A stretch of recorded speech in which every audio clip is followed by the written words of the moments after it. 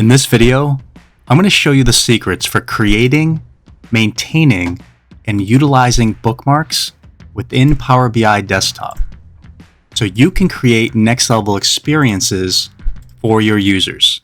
Let's jump in.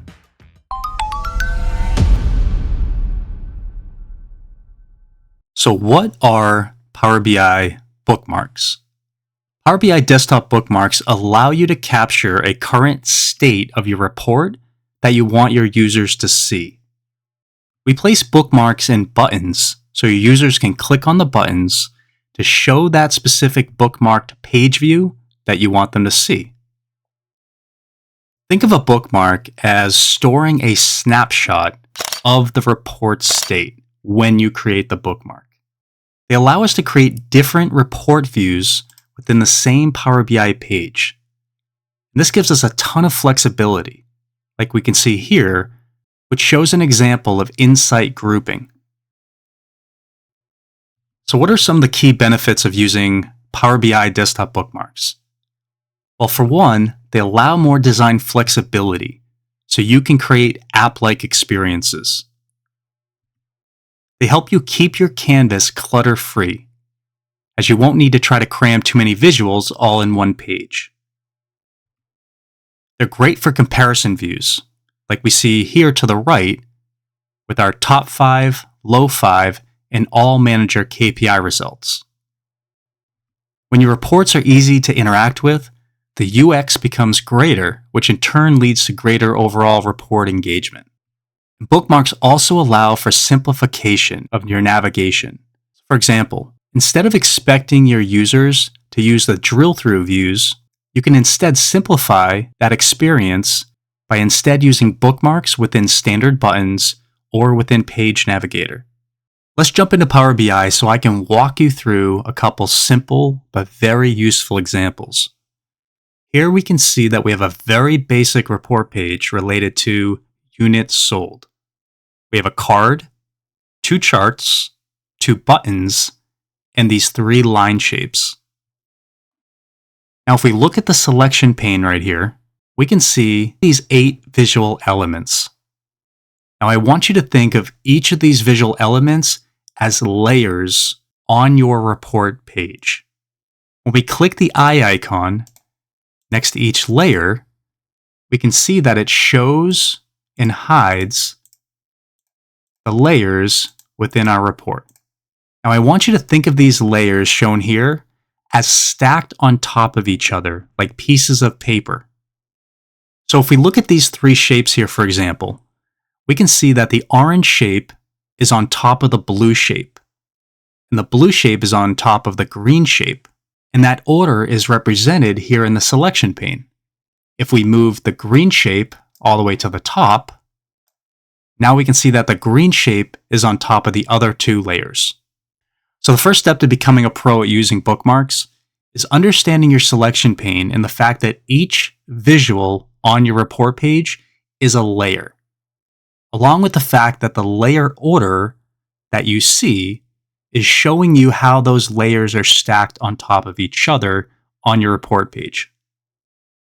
So with that understood, let's talk about naming.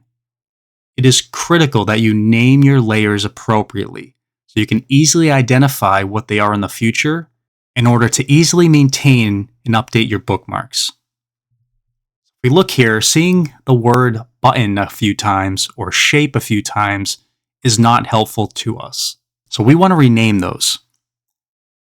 Now you don't need to rename your charts, as doing so will also rename the titles. So those are the only exceptions here. And once we've finished renaming them, we want to place them in the appropriate order. So for example here, our units sold card, I'm going to double click in the name, put an underscore, and name it units sold. So here we can see that I've renamed my layers with identifying names. We can also see that I've placed them in a specific order. Note that our units sold button has the word active, and the gross sales button has the word inactive. And also note how the shapes are at the very bottom. Now this is really important because let's say we had this top horizontal shape above our units sold by fiscal quarter visual. If we did that, we might be blocking the option menu for this units sold by fiscal quarter chart for the user, if there's overlap, like we can see we have here. So in this case, we just need to make sure we don't have overlap. And to be extra safe, make sure we place these shape layers at the bottom.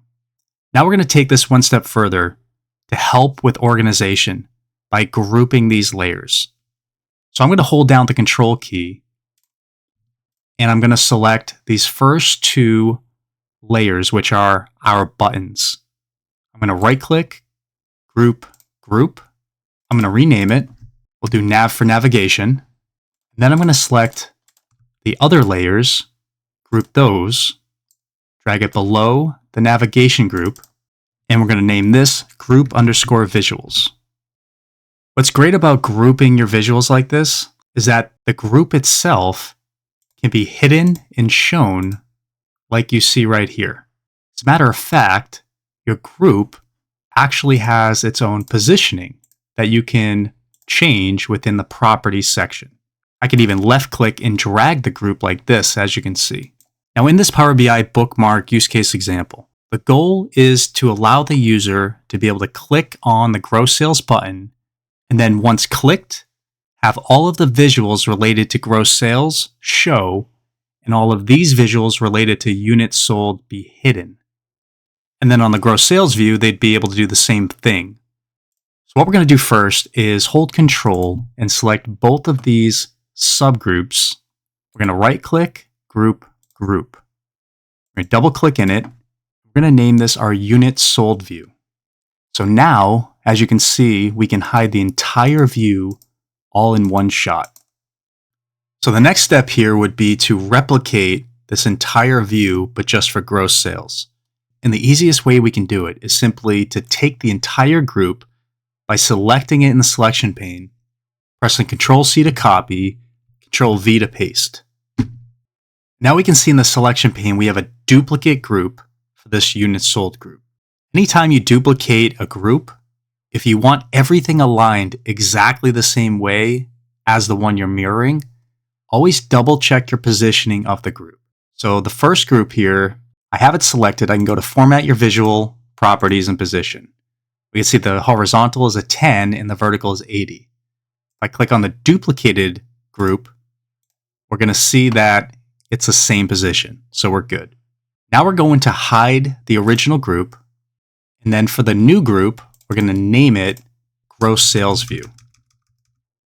Now we're going to expand that group and the subgroups within.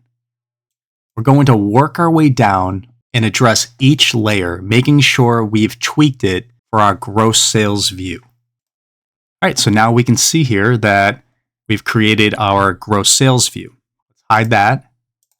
Now show our units sold view. So we've created our two views. The next step is to bookmark these views so we can assign them to our buttons.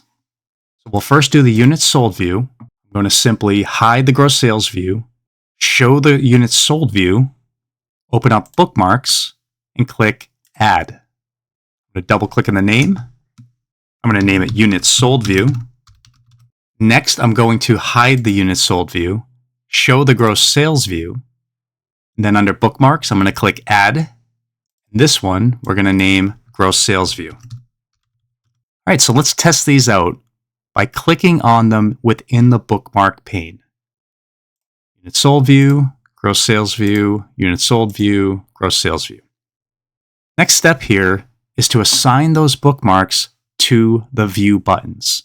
So we're on the gross sales view. What we're going to do is click on the units sold and active button, and then under Format Button, turn action on, select Bookmark, and then we're going to select our units sold view. Now let's select our gross sales active button, turn action on, Bookmark, select the gross sales view. Now we need to do the same thing for the units sold view. So I'm going to hide gross sales, show units sold, expand it, expand the navigation, click on the units sold active button, turn action on, Bookmark, units sold view, let's click on the gross sales button, Bookmark, gross sales view. So now that we've assigned the bookmarks to our buttons, let's test these out. I'm going to click on my gross sales button. You can see it takes me to the gross sales view. I'm going to click on my units sold button. It takes me to the units sold view. Now if we open up the selection pane and watch the eye icon as we click these, you will notice that it is showing and hiding the groups, depending on their state when we created those two bookmarks. Now let's see what happens when we have a filter selected. We try to use the bookmarks.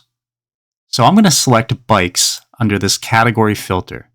Now when I go to gross sales, as the user, I'm expecting that filter to hold. So let's try it out. So we can see it didn't hold. It actually cleared it out. And that's because if we look at the bookmarks that we created, we have data selected.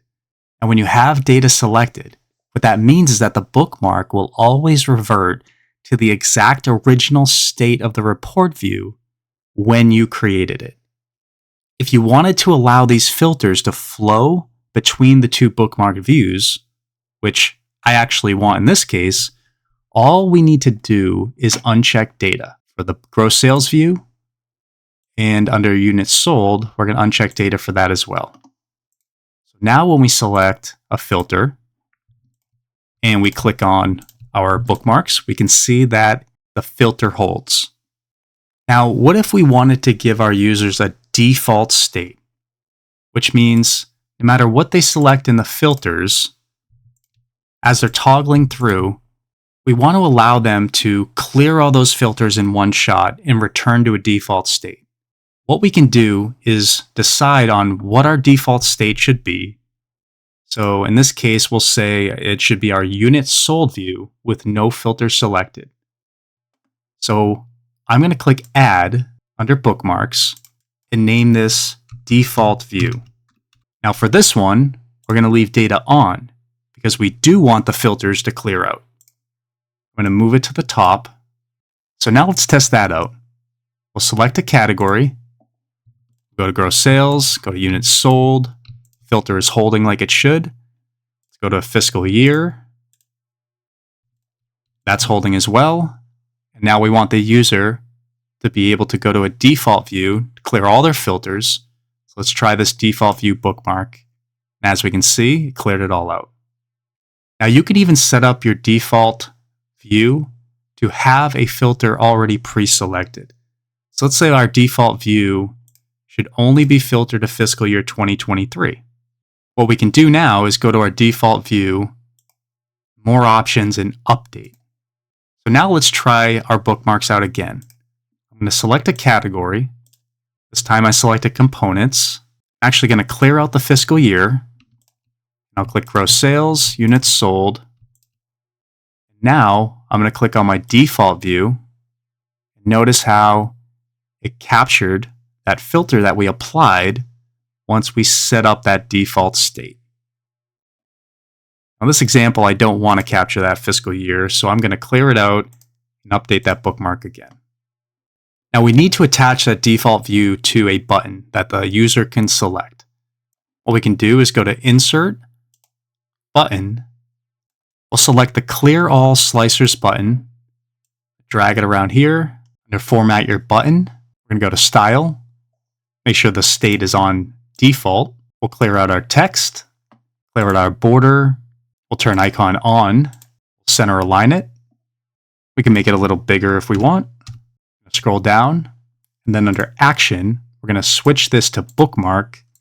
Under Bookmark, we're going to select our default view. Make this a little bigger. Shorten the width. Now let's try it out. Go on gross sales, click on this chart, and then we'll click the eraser button to return us to our default state. Now the next thing I want to talk to you about is the selected visuals option versus the all visuals option. So here we can see that I renamed the eraser or clear filter icon to button_clear filters. I also added a new button and called it button_info. Then I grouped these buttons into this header subgroup. And the reason why this group is not within the units sold group or gross sales group is because it doesn't have to be shown or hidden. It's always going to live on the report page. Now with the info button, what I want is a user to be able to click it and then an information pop-up box be displayed. And I don't want that information pop-up box to affect any of the report visuals behind it. I just want it to be an overlay that shows information. So you can see here that I have created this new group with 3 layers. We have a back button, an information button that has a PNG image of our information for the page, and we have this overlay shape. We're going to move this group to the very top to make sure that it 100% covers everything behind it. The next thing we need to do is create our bookmark to show it and our bookmark to hide it. So what we're going to do is select only that group. So I'm going to click on it one time within my selection pane. I don't want any of the other groups selected here. And the state is obviously showing, as you can see, so I'm going to click Add. We're going to name this info_open. And then we're going to go into the bookmark and change it to selected visuals. Then click out. Next, we're going to hide that group, select it, click Add, and then this is going to be called info_close. Then we'll go into the options and select selected visuals. Now, I purposely left the unit sold view and gross sales view hidden because I wanted to show you that even though we just created this bookmark with this state, it's not going to hide these other views because the bookmark is only associated with this group. Let's test it out. I'm going to go to the default view. We'll go to units sold, gross sales. Now I'm going to click open. Then I'm going to click close. So no matter where we are within the report page, no matter what view we're on, the info open and close will not affect any of the visuals or selections behind it. Now there is one last thing we do need to do because we introduced a new group. Our default view needs to be updated because this group did not exist when we first created that default view.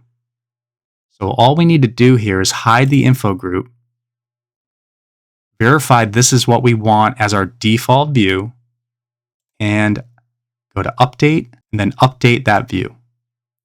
So now we're all set.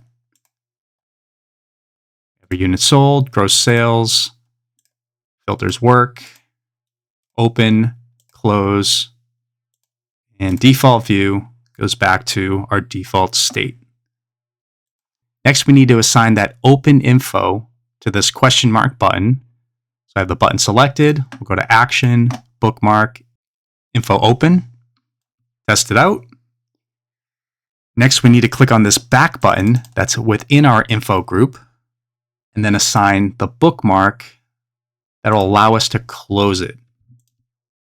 All right, next let's talk about this display option right here under data. Let's say that you didn't necessarily want a default page view for your user. However, you wanted to allow them to clear all of their filters within their specific page view all in one shot. So right now we can see that our filters are completely clear.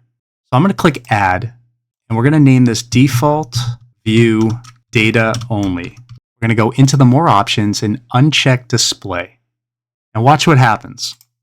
We'll start off with our default view, go to our units sold view, and just filter to a category. Go to gross sales, go to units sold, categories holding like it should. Now let's go to gross sales here. Now if we were to click the default view, we know that this will clear out and take us to the units sold. But what if we just wanted any of these filters to clear out and not go to a default view? We could instead utilize this type of bookmark where we have display off, and notice what happened when I clicked it. It kept us on that same exact page view, and it just simply cleared out whatever data selections were selected that were not present when we created this bookmark.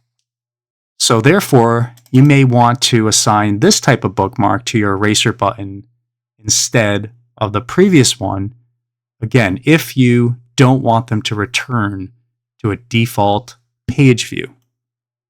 And the last option I'm going to cover with you is this current page bookmark option. Now, to be honest, I haven't found a good use case for it, but I'm going to show you how it works.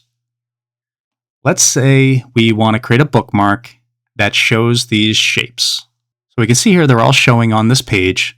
So I'm going to click Add Bookmark. We'll name it Shapes Show. Then I'm going to click the More Options and uncheck Current Page. Now what I'm going to do is hide these, and we're going to test our bookmark out. So we can see it's working. When we created the bookmark, these were shown, so now they're showing when we click it. But watch what happens if we're on a different page and we click that bookmark. Notice how it doesn't actually take us to that page. If we go to the page, we can see it worked, right? We originally hid those. Then we click on the bookmark, it is showing them, but it's just not taking us to that exact page. So again, I'm not sure of where this could be helpful, but that's how it works. So that covers everything in terms of being able to utilize bookmarks. Now, as you get more experience with bookmarks, as long as you stay organized, like I showed you, you'll be able to utilize multiple different page views and have multiple bookmarks all on one page if you need to. So for example, here we have a dashboard. And within this dashboard, we have 6 different page views. And within one of the page views, we actually have these sub-page views shown here for months and shown here for RSMs related to their KPIs. If you look to the right, you can see how these bookmarks are cleanly grouped. Now, if we open up our dashboard page bookmark group, we can see that we have these bookmarks properly named and also have them going in a logical order, as you can see. We also have on the KPI view selected visual bookmarks right here for the months and for the RSMs. So let's look at these selected visuals for the months. We go to our bookmarks and expand the dashboard page KPI group. See, we have selected visual bookmarks for top 5, low 5, and all months. Now let's look at those groups in the selection pane before we click on the bookmarks. I'm going to open up the KPI visuals, and we can see here we have this group called KPI months. We have these 3 subgroups. I'm going to hide them just so I can show you. We have the top 5, low 5, and all. Now, in order to create these selected visual bookmarks, we need to make sure we select all 3 at the same time in the state that we want them to be. So in this example, we want the top 5 months group showing and the low and the all hidden. So we're going to select all 3, click Add Bookmark, then we would go and select Selected Visuals.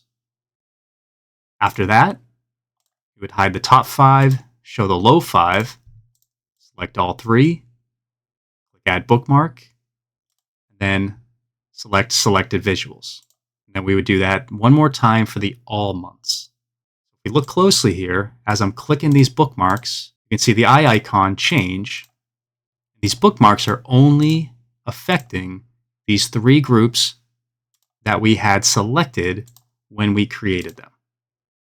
Okay, so I really hope you found value in this tutorial on how to create, maintain, and utilize bookmarks along with layer groups. Now, if you found these tips helpful, feel free to subscribe, click the notification button. That way you'll be notified when I come out with additional quick tip videos related to Power BI UX UI design. If you have any requests for certain quick tip videos, feel free to leave them in the comments. And then lastly, if you're looking for a course on advanced Power BI UX UI design, feel free to check out the description where I have a link to my new course, 14 Days to Mastering Power BI UX UI Design.